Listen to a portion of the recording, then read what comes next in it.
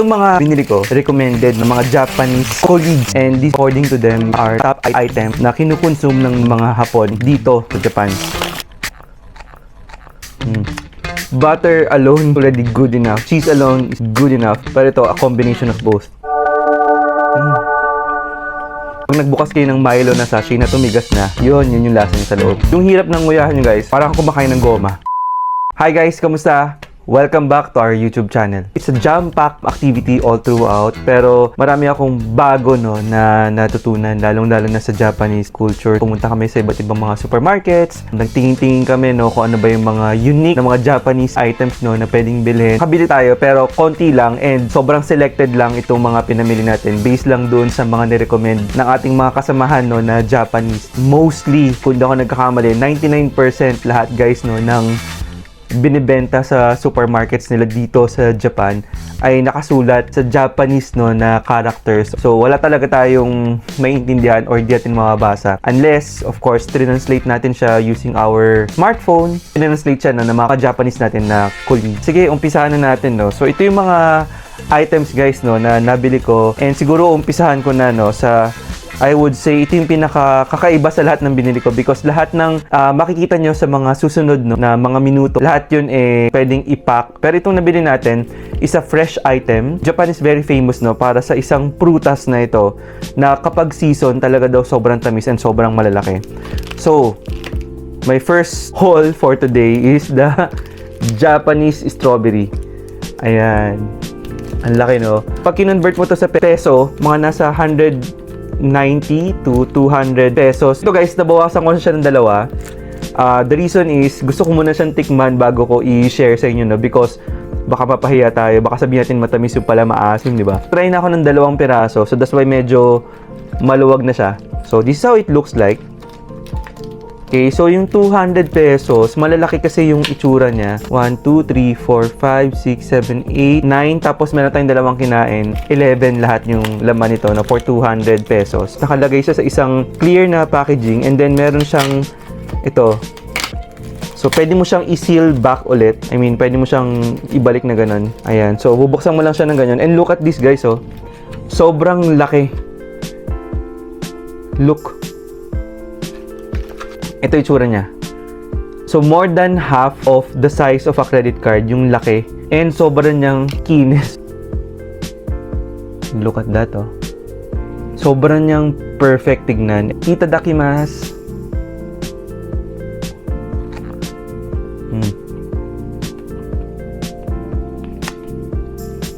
Hindi ka mabibigo dito, guys. Sobrang tamis. Personally, this is one of the best strawberry na matitikman ninyo ever sa buong buhay ninyo because una, fresh na fresh. Pangalawa, according to our Japanese colleagues, and actually siya pala ang pumili nito, season daw ngayon sa Japan, marami silang supply and lahat ng supply magaganda and mura. Para siyang nilagyan ng asukal, ganun siya katamis.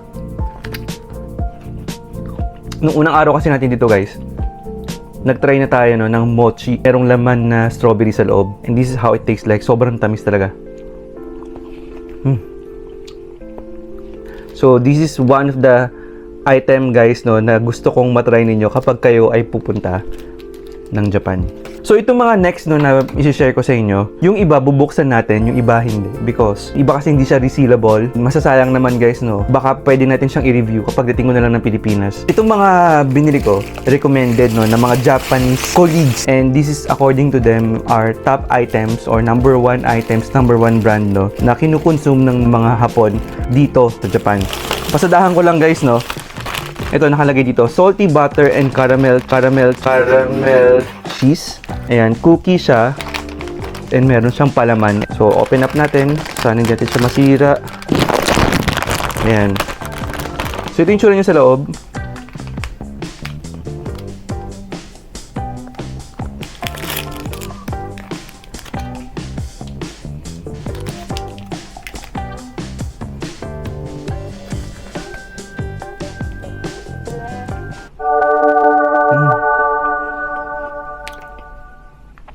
Panalo.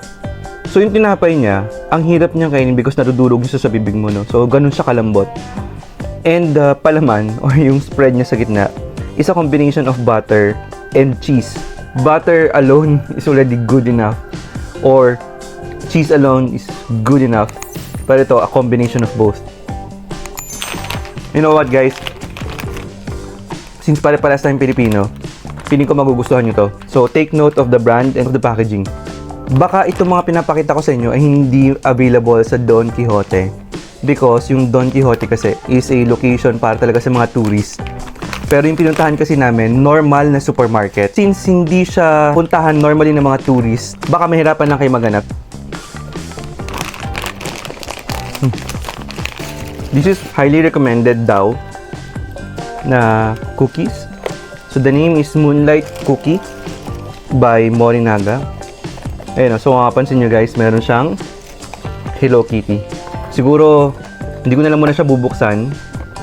Kasi, since meron siyang Hello Kitty, so this is good for pasalubong. We have, ito, milk candy na UHA High Conch. This is also recommended. Ito nakita ko to sa Don Quijote. So ito pwede nyo makita. So, supermarket ng Japanese, Don Quijote, this is available. Ito, isa to sa mga unique no na nakita natin dito sa Japan na ginagamit daw talaga no ng mga consumers dito sa Japan is yung kanilang coffee. Ay, ito siya. So I bought two. The first one is, sabi nila, this is caramel flavor and this is just black coffee lang siya. Kung bubuksan natin siya guys, ganito, para siyang jelly ace. Diba? Nakapacket na siya na kape. And ito yung caramel flavor. So, ang gagawin nyo lang dito guys, no, based dun sa pagkakasabi sa amin and dun din sa instruction, dun sa may packaging niya, open mo lang siya and ipo-pour over mo lang siya. Pwedeng iced or pwedeng sa hot na tubig. To me, sobrang genius lang no ng idea na to because it eliminates no yung brewing process. And halimbawa, gusto mo magbaon ng kape but still gusto mo makakuha and makatikim no ng legit lasang kape, this is it. Ito yung sagot sa mga gusto niyo. So this is 60 pesos. Tapos merong 6 by Matt. 10 pesos lang ang isa nito guys. So ayan. So hindi natin siya itatry ngayon because gabi na and baka hindi tayo makatulog. So just sharing to you guys itong nabili natin dito sa Japan. Ito, bumili din tayo ng Meiji and you know naman guys, Meiji is a Japanese brand. So medyo mas mura siya kapag syempre Japanese brand dito siya ginagawa. Pero namang Meiji sa atin sa Pilipinas but bumili na rin ako. Ito mukhang okay din to. Galbo, the strawberry flavored chocolate and this is chocolate over chocolate. Sige, buksan na natin siya. Resealable naman yung packaging. Oh, bango. Itsura niya oh.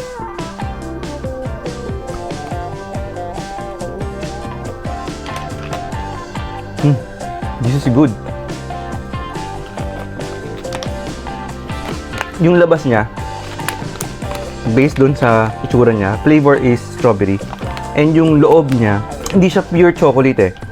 Medyo yung texture niya, medyo magaspang. So para siyang chocolate slash chocolate slash brownies no, na pinagsama-sama. So, another explosive experience sa bibig natin. So this is one. So this one naman is sa chocolate. So, as usual, color brown siya. So this is chocolate over chocolate. Hindi ko lang alam guys no, kung naririnig nyo yung medyo malutong siya eh. Hindi ko ma-explain or mapaliwanag kung ano yung texture sa loob. A few moments later. Okay. Alam ko na. If you're familiar guys with Ovaltinis or kapag nagbukas kayo ng Milo na sachet na tumigas na, yun yung lasa niya sa loob. Yeah, same texture din. Binili ko to. Parang wala pa yata siyang 50 pesos ang isang piraso. Lahat guys so far no, lahat na natikman natin is masarap. Yung next, ito Calbee butter potato flavor. Ito hindi natin pwedeng buksan. Okay, so reserve na lang natin to and we'll let you know kung ano lasa. Okay, so ito na yung last. Last sa listahan natin is stuffed gummy.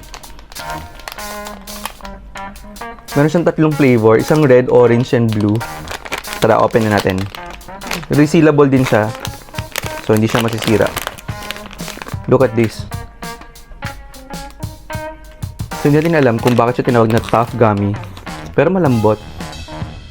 Oh, ang bango. Oh, I think this is orange. Okay. Alam ko na kung ba't siya tinawag na tough gummy because malambot siya pero ang hirap niyang kagatin. So feeling ko hindi siya pwedeng kagatin talaga. More of like dump siya yung candy. So let's see. Tama nga siya. Tough nga. Ang hirap niyang nguyain. Pero yung hirap ng nguyahan guys, parang kumakain ng goma. Hindi naman siya nakakainis kasi nagbabounce yung teeth mo. So, hindi niya nakakagat. And unti-unti siya natutunaw. Let's try the blue. Blue ba to or green?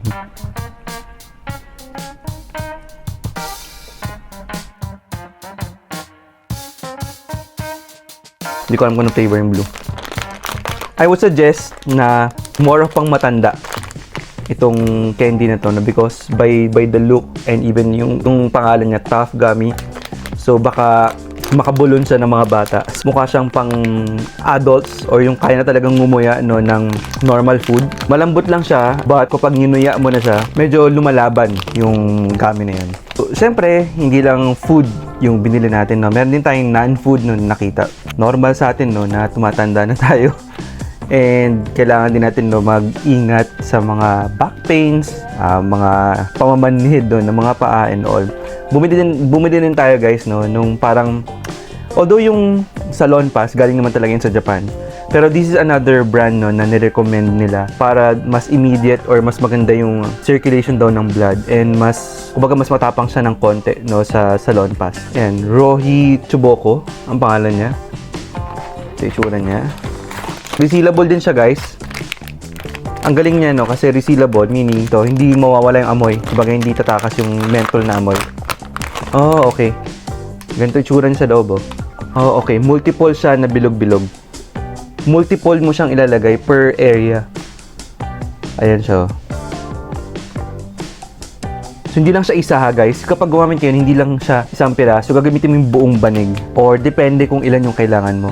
But hindi lang siya definitely isa. Meron dito minimum of 2. Merong 4. Merong more than 6. Okay? So, mamaya gagamitin natin to. Para ma-relax naman tayo bago matulog. Okay? That actually ends no yung mismong pag-share namin sa inyo no, ng mga items na nabili natin dito sa normal na Japanese, again, supermarket. Hindi to galing sa Don Donki o hindi to galing sa isang tourist na bilihan.